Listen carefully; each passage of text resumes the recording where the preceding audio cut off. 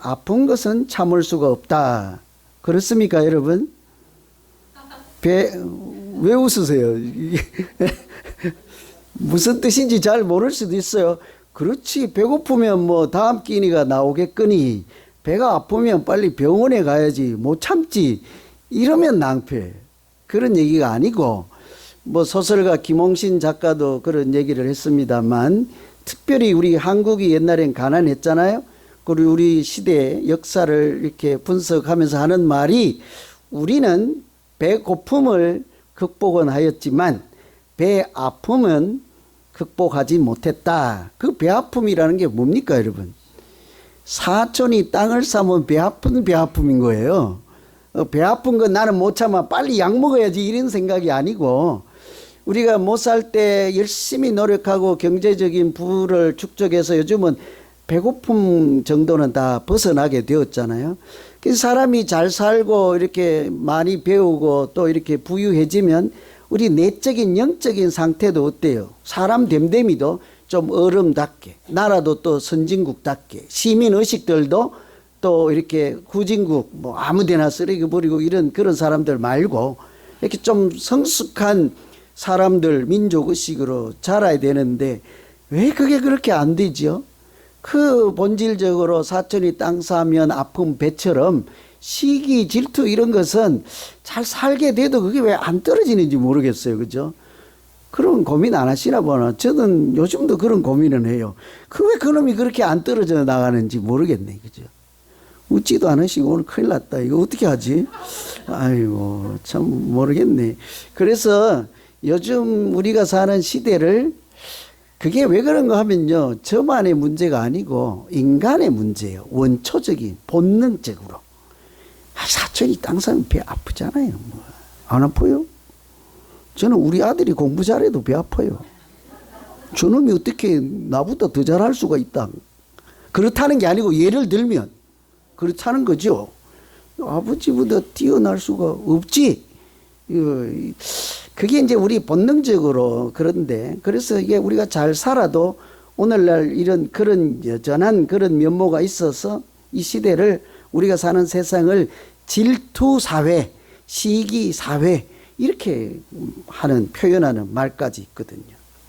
그런데 이런 시기 질투하는 문제가 단순히 뭐 감정, 마음 상태를 넘어서 그 시기 질투가 심하면 어떻게 돼요? 다른 사람을 끌어내리고 넘어뜨리고 이렇게 아프게 하고 눈물 나게 하고, 가끔은 어때요? 시기 질투 때문에 막 남의 그 자전거 고장 나게 하고 타이어 빵꾸 내고 막 그러고 이래갖고 골탕 먹이고, 지금 웃는 분들 다 해보셨죠?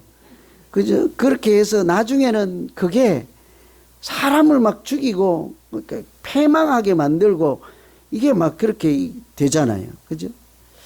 잘 이해가 안 되는 것 같아서 제가 일전 2, 3일 전에 신문에 보니까 세계적인 미남 배우, 프랑스 배우 하면, 프랑스 유명한 남자 미남 최고의 배우 하면 딱 떠오르는 사람 누가 있죠? 이름 알랑들롱 하는 사람 있잖아요. 알랭드롱이라는 배우 있잖아요. 이분이 작년 이맘때쯤 돌아가셨는데 그 남긴 유산이 한국 돈으로는 800억, 미국 돈으로는 8천만 불, 유로 달러로 5천만 유로 이래요. 그 쉽게는 800 나누기 하기 쉽게 800억 원을 남겼는데 세 딸 아들 둘이 있는 거예요. 맨 위에가 누나예요. 이분이 누나한테 절반 주고 맨 첫째 딸, 고명딸에게 절반, 나머지를 가지고 두 아들이 25 나눠라. 그래도 맨 적게 받은 사람이 얼마예요? 800 중에 400억 원 주고 남은 400억으로 200억씩 나눴으니까 제일 적게 받은 막내 아들도 200억 원이에요. 2천만 불. 하도 부자라서 뭐 놀라지도 않지만, 그죠? 평생 써도 못 쓰는 돈인데 1년 정도 지난 지금 누나가 나보다 더 받을 수 없다. 시기 질투가 난 거예요. 아버지가 누나만 더 이뻐할 수 없다. 그럴 리가 없다. 지금 무슨 수가 있다. 속임수가 있거니 수호를 한 거예요. 그러니까 시기 질투라는 게 마음으로 단순히 부러워하거나 뭐 이렇게 하는 것이 아니라 가족도 그 사랑하고 막 이렇게 피붙이도 나중에는 뭐가 되는 거예요? 소송 상대가 돼버리는 거예요. 어떻게든 끌어내리고 그것을 빼앗아서 내가 가져야 속이 시원한 이런 것까지 발전하게 됐죠. 그래서 어떤 사람들은 시기 질투 이게 질병이라고까지 해요. 아주 사회를 망치는 병이라는 거죠. 그런데 잘 따지고 보면 그런 시기 질투의 밑바닥에는요, 열등감이라는 게 있대요. 제 얘기가 아니고 다 읽어보면 책들 찾아보면 그렇게 돼 있어요. 낮은 자존감이 있을 때 그러면 상대방에 대해서 시기 질투하고 저분이 가진 것 나는 없으니까 내가 가졌으면 하고 뭐 이런 마음이 생기는 거죠. 그런데 그보다 더 이렇게 바닥 원초적으로 자꾸 가면 원망하고 꼴보기 싫고 만나기 싫고 겉으로는 사이 좋은 것 같은데 뒤로 가면 친하지 않고 이런 문제, 그런 문제는 사실은 그런 단순한 표면적 관계 문제가 아니라 시기 질투심이 있고 그 밑에 가면 이렇게 자기의 자존감의 문제, 열등감의 문제가 다 연결되었대요. 제가 오늘 예배 시간에 뭐 이런 심리학 시간도 아니고 이런 말씀을 꺼내는 것은 오늘 우리가 읽은 이 말씀이 시기 질투심 때문에 생긴 살인사건이잖아요. 산 사람을 느닷없이 사자굴에 던지면 죽으라는 얘기예요? 살라고 하는 얘기예요? 가서 뭐 사자 잡아먹으라는 얘기는 아닐 거 아니에요. 사자 밥이 되어라. 그래야 내가 이게 질투하고 시기하고 이런 것이 속이 풀리겠다는 거 아니에요. 그런 얘기이기 때문에. 여러분, 우리가 다니엘이 사자굴에 던져졌다가 하나님의 은혜로 살아난 이야기는 어릴 때부터 들어서, 여러분, 사자굴에 들어갔다 살아난 사람 성경의 인물 누구예요? 금방 알려줬잖아요. 누구예요? 그런데 그까지는 아는데 왜 그렇게 됐는지는 아세요? 오늘 안 주무시고 들으신 분은 다 알아요. 다 얘기한 건데 이게 시기 질투심 때문에 생긴 일이에요. 처음부터. 웬고하니 다니엘이라고 하는 사람은 포로로 끌려간 사람이에요. 다른 나라에서 식민지로 삼고 있는 나라에서 붙잡혀간 포로 중에 한 나그네예요. 그런데 그 본토 사람들, 관리들, 출세한 사람들보다 더 높은 자리에 올라가는 거예요. 우리가 쉽게 이해하기 쉽게 표현하면 굴러온 돌이 박힌 돌을 어떻게 한다는 거예요? 잘 아시잖아요. 그 꼴이 된 거예요. 그러니까 본토에 있던 원주민들이 두고 못 보겠다. 저놈이 나보다 더 잘 나갈 수는 없다. 저 사람이 나보다 더 왕의 사랑을 받을 수는 없다. 나보다 더 큰 지위를 직책을 가질 수 없다. 이런 질투심 생긴 거예요. 시기하게 된 거죠. 그래서 이런 비극적인 그런 일이 일어나게 됐는데 우리가 똑같이 다니엘처럼 참 말씀드리기는 저도 부끄럽고 이게 방송으로 나가서 그런데 이 부분은 나중에 편집을 하든지 그냥 우리끼리 한번, 여러분, 교회는 사랑이 많아요? 시기 질투가 많아요? 제가 궁금해서 그래요. 저는 순진해서 잘 몰라요. 어떠세요? 사랑이 많아요? 여기 어느 교회인지 모르지만 좋은 교회다, 그죠? 근데 겉으로는 그렇고 목사님들도 자꾸 사랑이라 사랑이 최고라 하는데 그 중에 제일은 사랑이라는데 돌았으면 시기하고 질투하는 제보들이 왜 그렇게 많이 들어오는지 몰라. 왜 그렇게 많아요? 저도 오늘 생일 케이크 받는다고 했는데 틀림없이 시기 질투하는 분이 저녁에 전화해서 목사님 생일만 생일이요? 이럴까 봐 걱정해요, 나는 지금. 조용히 그런 분들 이따가 저녁에 우리 집으로 모입시다. 내가 아주 맛있는 케이크 사드릴게요. 이게 어디나 인간의 본심에 있는 거라 이게 참 쉽게 해결할 수 없는 문제인데 우리가 그런 문제까지 극복하고 하나님 보시기에 좀 아름답고 내 스스로도 행복하게 믿음 생활해야 되지 않겠어요? 우리가 시기 질투를 때로는 당할 때 하나님이 어떻게 그런 고난 중에 그것을 이겨내고 아름답게 신앙생활 할 수 있도록 도우시고 함께 하실까, 이런 고민을 하게 되었어요. 여러분, 하나님은 시기 질투하는 사람, 사랑하겠어요? 아니면 시기 질투를 당해서 고통 가운데 있어도 이렇게 믿음 생활하려고 애를 쓰는 사람을 하나님이 사랑하실까요? 답변하기가 좀 난처하죠, 그죠? 예, 하나님은 시기 질투가 있는 고통의 현장에서도 자기 믿음을 지키려고 아주 맞짱 뜨지 않고 같이 대응하지 않고 순전하게 이렇게 성결하게 자기 믿음을 지키려고 하는 사람들을 틀림없이 지켜주시고 사랑하시는 줄로 믿습니다. 오늘 4절에 보면 다니엘은 고발할 근거를 찾고자 하나 다니엘을 고발하려고 본토 사람들이 어떤 근거를 찾고자 하나 아무 근거 아무 허물도 찾지 못하였다 그러죠. 이 보니까 이 본토 사람들이 다니엘이 이제 앞에 왕의 꿈을 해석하고 이렇게 하니까 총리가 되는 그렇게 높은 명예를 얻고 지위를 얻었잖아요. 옆에 있는 친구들이 보니까 이게 그냥 눈 뜨고 볼 수가 없어요. 그런데 끄집어 내리고 무너뜨리고 내가 잘 되려고 이렇게 해보니 털면 먼지 안 나는 사람이 없다는데 다니엘은 뭐예요? 아무리 찾아도 뭐 허물이 없는 거예요. 걸고 넘어질 것이 없는 거예요.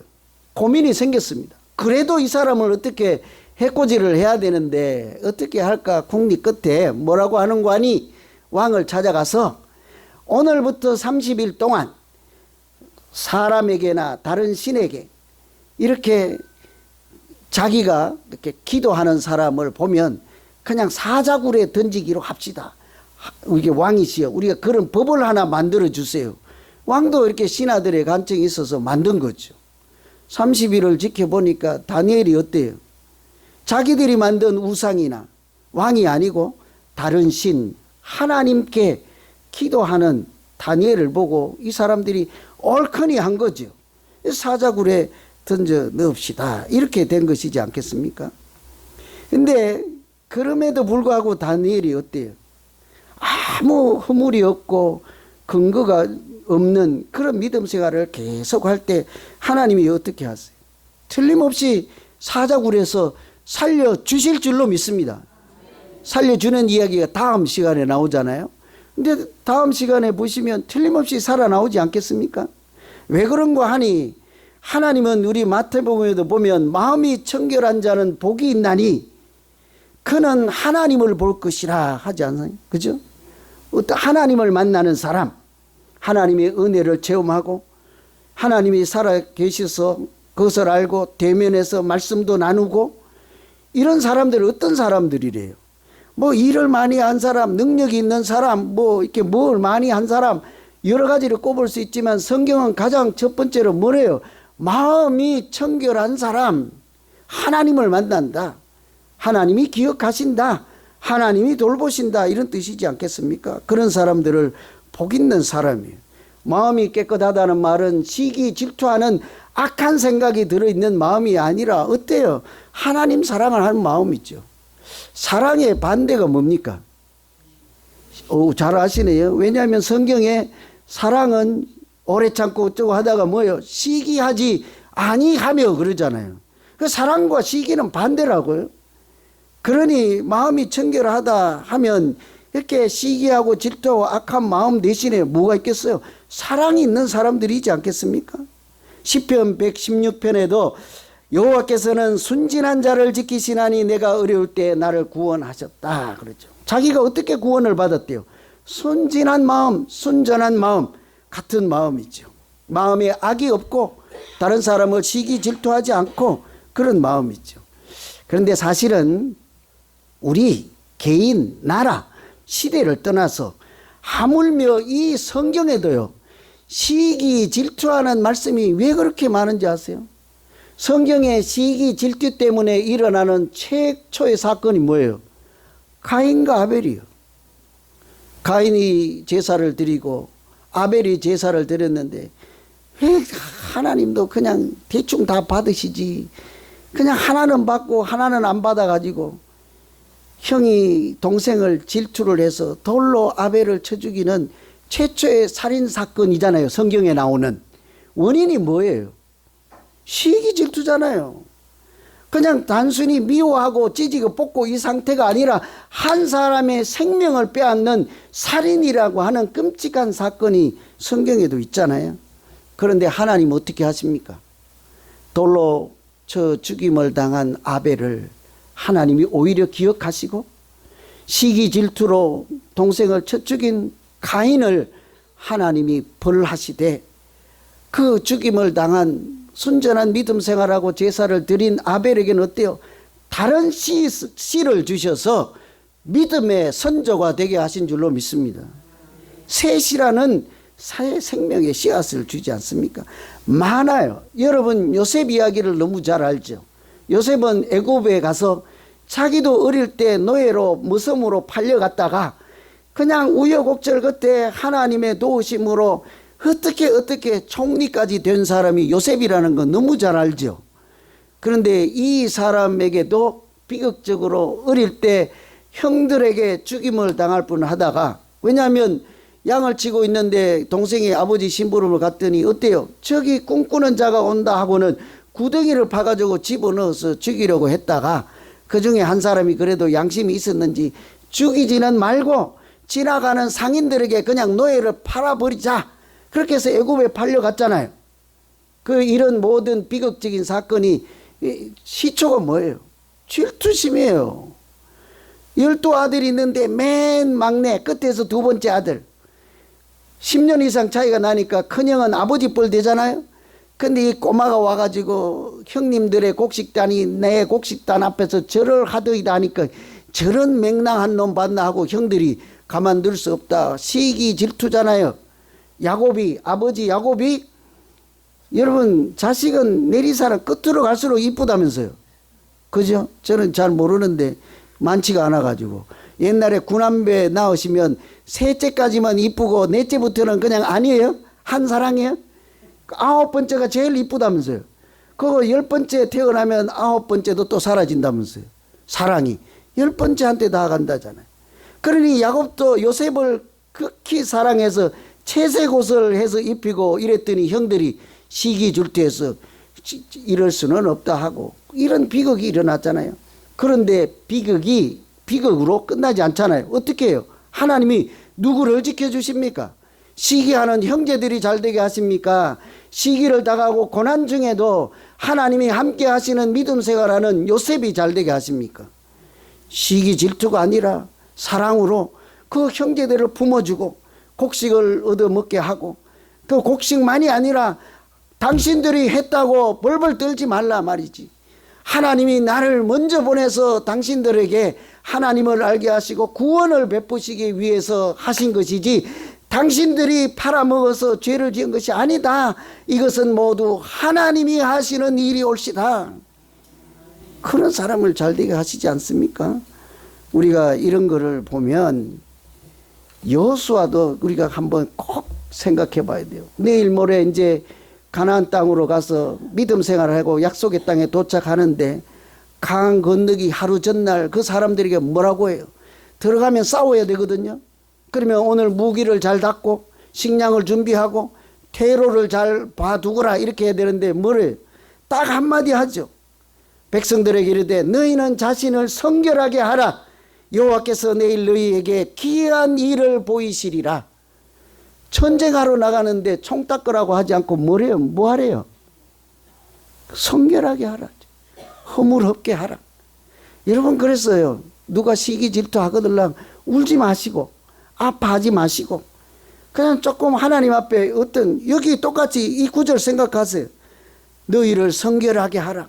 내일 하나님이 너에게 크고 비밀한 놀라운 역사를 보여주시리라.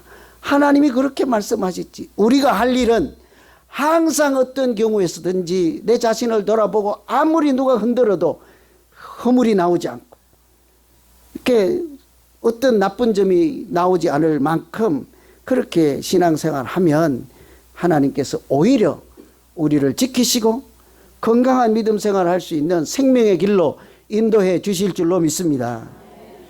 두 번째는 우리가 시기 질투를 당할 때 평소에 하던 대로 습관이 영성이 될 만큼 그렇게 하면 하나님이 틀림없이 믿음도 지켜주시고 은혜를 주십니다. 오늘 10절에 보면 자기 집에 돌아가 윗방에 올라가 예루살렘을 향한 창문을 열고 전에 하던 대로 하루 3번씩 무릎을 꿇고 기도하며 그 하나님께 감사하였더라. 이 구절만 읽으면 에이 그렇지 뭐 누구나 평소에 하던 대로 하겠지 하는데, 사실은 지금 자기 앞에 무슨 법령이 선포되었습니까? 누구든지 자기들이 바벨론 또는 메대나 바사에서 정한 우상에게 구하지 않고 다른 신에게 하면, 우리 입장에서 보면 너희가 하나님께 기도하면 내가 사자굴에 던지겠다.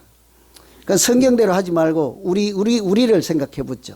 제가 오늘 조금 이렇게 정신이 오락가락 해가지고 제가 우리 장로님들하고 상의를 해가지고 오늘부터 이렇게 하나님께 기도하면 장로님 우리 3일씩 굶깁시다. 기도하실래요? 안 하실래요? 예? 그럼 뭐 오늘 지금 떡이 기다리고 케이크도 기다리고 맛있는 것이 기다리고 있으니까 우리 이따가 식당에 가서 밥 먹을 때 기도하기만 해봐라. 그냥 케이크를 뺏어버리시다. 그런 사람 하실래요? 안 하실래요? 뭘 안 해요? 안 해야 되나? 맞지? 안 해야지 케이크를 준다니까. 맞아, 안 해야 되네. 그죠? 근데 다니엘은 어떻게 했대요? 평소에 하던 대로 했다니까. 여러분 케이크 못 잡숴도요 하던 대로 기도하세요. 하나님이 더 맛있는 하늘의 떡을 주실 줄로 믿습니다. 하던 대로 해야 되는 거예요. 하던 대로. 앞에 사자굴에 던진다 할지언정, 나를 죽인다 할지언정, 그냥 가만두지 않겠다고 무슨 협박을 할지언정, 누가 시기 질투해서 괴로운 상황이 올지라도 하던 대로 하시면 하나님이 은혜를 주시지 않겠습니까? 그래서 아주 평소에 하는 것이 중요해요. 여러분, 제가 오늘 말씀 때문에 이것저것 찾다가 보니까 습관이 영성이다 하는 책이 있어요. 습관이 영성이다. 습관대로 계속 이렇게 습관하다 보면 그것이 하나의 영성이 된다. 원래 이것은 번역한 제목이고 원 제목은요, You are what you love 이렇게 돼 있어요. 우리 자신은 우리가 사랑하는 것이다. 뭐라고 해야 되죠? 사람은 자기가 사랑하는 것이 자기 인격이다. 이렇게 해석하면 되겠네요. 그것을 우리 신앙에 적용하면, 우리 신앙이라고 하는 것은 뭐하고 이렇게 있는데 내가 사랑하는 것이 곧 내 신앙이다. 이런 거예요. 잘 이해가 안 되십니까? 여러분, 우리가 흔히 생각이 바뀌면 행동이 바뀐다 하잖아요. 근데 생각은 바꿔도 뭐가 변화되는 거 없잖아요. 왜 그런가 하면 생각은 바꿨는데 실제로 손과 입으로 이렇게 자기가 구체적으로 하는 실제 상황은 뭐예요? 자기 좋은 것만 하거든요. 생각은 그래야 내가 좋아지지, 그래야 내가 발전하지, 그래야 내가 미래에 소망이 있지 해놓고 실제로는 어때요? 자기 좋은 것만 하고 있다고.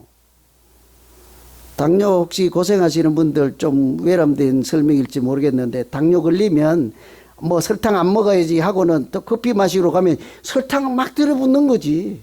똑같아요. 우리 신앙이라고 하는 것은 자기가 좋아하는 것, 그것을 평소에 하지 않습니까? 자기가 평소에 사랑하고 좋아하는 것이 자기 자신이라는 거예요. 잘 생각해 보세요. 우리는 하나님 믿는다 하고 교회 잘 간다, 믿음 생활 한다고 구체적으로 내가 사랑하고 나의 1번 그거 없으면 못 사는 것, 내가 그것을 뺏으면 나는 이 교회 안 다녀 하는 것들은 뭐 있습니까, 여러분? 그것이 자기 믿음의 현주소예요. 자기 인격의 현주소예요. 자기 삶의 현주소라 하는 거예요. 그래서 습관이 평소에 하는 것이 곧 내 영성이다, 내가 하나님을 사랑하는 정도다, 내 신앙의 색깔이다, 이런 얘기가 나온 거예요. 여러분, 평소에요 이렇게 하지 않으면 위기 상황이 닥쳐도 하기가 매우 어렵습니다. 평소에 안 하던 것을 어떻게 갑자기 하게 됩니까? 평소에 기도 안 하던 사람들은요, 위기 상황이 닥치면 기도가 안 나오지요. 오 마이 갓 정도는 할란가 모르겠네. 그런데 간절한 기도가 안 나오죠. 해봤어야지. 근데 평소에 열심히 기도하면 어때요? 무슨 일이 생기면 얘야, 아들아, 딸아, 우리 기도부터 하자, 이러지 않겠습니까? 어떤 가정을 하나님이 잘 되게 하시겠습니까? 우리가 잘 아는 대로 시편 1편에도 보면 복 있는 사람은 악인들의 꾀를 따르지 않고 죄인들의 길에 서지 않고 오만한 자리에 앉지 아니하고 그 다음이 뭐예요? 오직 여호와의 율법을 즐거워하여 주야로 묵상하는 자로다. 그가 복 있는 사람이다잖아요. 그죠? 거기에 보면 이렇게 앞에는 1절은 악인의 꾀, 죄인의 길, 오만한 자 이건 안 하고 반대로 두 번째로 여호와의 율법을 주야로 묵상하는 자가 복이 있는 사람이다. 그런데 유념해서 보면 말씀을 어떻게 하는 자래요? 주야로 묵상하는 자예요. 뭡니까 주야가? 평소에 늘상 시간만 되면 그 말씀을 사랑하고 묵상하는 자가 복 있는 사람이다 하는 거죠. 이것은 습관처럼 하나님의 말씀을 찾는다. 습관처럼 하나님의 말씀이 생명의 양식으로 삼는 자들을 하나님께서 복 있는 사람이라 한다는 것은 복을 주시겠다는 약속의 말씀인 줄로 믿습니다. 그러니 평소에 하는 것이요 굉장히 아주 중요한 거예요. 습관이 영성이거든. 여러분 신앙생활 하면서 평소에 뭐 하는지 잘 보세요. 그것이 나 신앙 색깔이에요. 중간에 다 건너뛰고 오늘 케이크 기다렸고 냄새가 자꾸 와서 이렇게 중간에 한 절반 띄어내고 이야기 하나 하고 마치죠. 마틴 루터 종교개혁 했던 분이 사탄에 대한 얘기를 많이 해서 설교를 보면 사탄에 대한 얘기가 많이 나와요. 그 중에 했던 예화인데 사탄이 이게 대장이요. 대장 사탄이 있을 거 아니에요. 졸개들을 불러서 하루는 회의를 하는데 무슨 회의인고 하니 세상에 나가서 기독교인들을 탄압하고 예수 믿지 못하게 하는 게 이제 사탄이 하는 일이잖아요. 잘했던 사람 상을 주기 위해서 자기가 한 일을 보고받는 자리예요. 근데 1번 사탄 부하가 와서 나는 가서 아까 사자 같은 맹수들, 야수들을 풀어서 교회 다니는 사람들 다 물어 죽이라고 했습니다. 두 번째는 나는 가서 바람, 태풍을 일으켜서 다 그냥 물에 빠져 죽게 했습니다. 하니까 대장님이 듣고 있다가 아이고 바보더라. 그래 봐야 그 사람들은 다 순교당하면서 믿음으로 천국 가지 아니하느냐. 죽음은 당했지만 물에 빠지고 이제 다니엘처럼 맹수에게 잡혀 먹혔어도 마지막에 뭐요? 할렐루야 하면서 죽을 때에 그것을 순교를 하고 천국 가지 아니하였느냐 하니까 그 사탄 입장에서는 잘한 거예요? 못한 거예요? 못한 거죠. 천국 못 가게 해야 되는데 어쨌든 갔잖아요. 해방을 했지만 갔잖아요. 그래서 사탄 입장에서 잘못한 거예요. 가만히 듣고 있던 세 번째 부하가 나는 가서 10년 동안 교인들을 다 깨워서 영혼 구원하는 문제는 무관심하게 했습니다. 전도하는 일에는 그냥 관심을 두지 않게 했습니다. 그러니까 어느새 우리와 똑같이 되었습니다. 사탄은 예수 믿는 사람 방해하는 건데 복음 전하는 거에 무관심하면 예수 전하는 사람이 아무도 없잖아요. 그러면 성공하는 거지 않겠습니까? 이 사람은 상 받을 가능성이 많은 사람이죠. 듣다가 네 번째 사탄이 대장님 나는 가서 아무 소리지 하지 않고 교인들만 만나면 내일 하면 된다고 했어요. 내일 하면 돼요. 뭐든지 하려고 하면 내일 하면 돼요. 그 다음 내일 되면 그날 또 가서 하는 말이 내일 하면 돼요. 이랬다는 거예요. 여러분 누가 대상 받을까요? 네 번째예요. 네 번째. 아주 심플해요. 평소에 하던 일 못하게. 주일날 예배 드리러 가면 못하게. 다음 주에 가면 돼요. 그 다음 주에 만나면 뭐라고 그래요? 다음 주에 가면 돼요. 그리고 또 가면 뭐예요? 다음 주에 가면 돼요. 벌써 한 달이 됐네. 그 다음 한 달 보름째가 다음 주에 가면 돼요. 1년 안 다니고 2년 안 다니고 그 교회를 떠나는 거죠. 대단한 성공적인 작전이지 않습니까? 이게 뭐 만들어낸 이야기일 수도 있지만 여러분 우리가 평소에 무엇을 하는가 그만큼 중요한 거예요. 우리가 시기 질투하는 습관이 있으면 그것이 내 인격이 되고 내 신앙의 색깔이 돼. 그러나 반대로 시기 질투가 아니라 사랑이 있고 어떤 고난과 위협이 있을지라도 평소 하던 대로 성전을 향하여 무릎을 꿇고 기도하면 하나님께서는 그 시간에 우리를 지키실 뿐만 아니라 하늘에서만 주실 수 있는 위로와 평강이 충만케 하시고 우리 신앙생활 자체가 하나님도 기뻐하시고 행복한 믿음 생활이 되게 하실 줄로 믿습니다. 저는 우리 교회에서 오늘부로 시기 질투하는 일 없이 서로 사랑함으로 하나님께도 영광을 돌리고 여러분 얼굴도 펴주시고 우리 모두가 행복한 교회 되기를 다시 한번 간절히 기원합니다. 기도하겠습니다.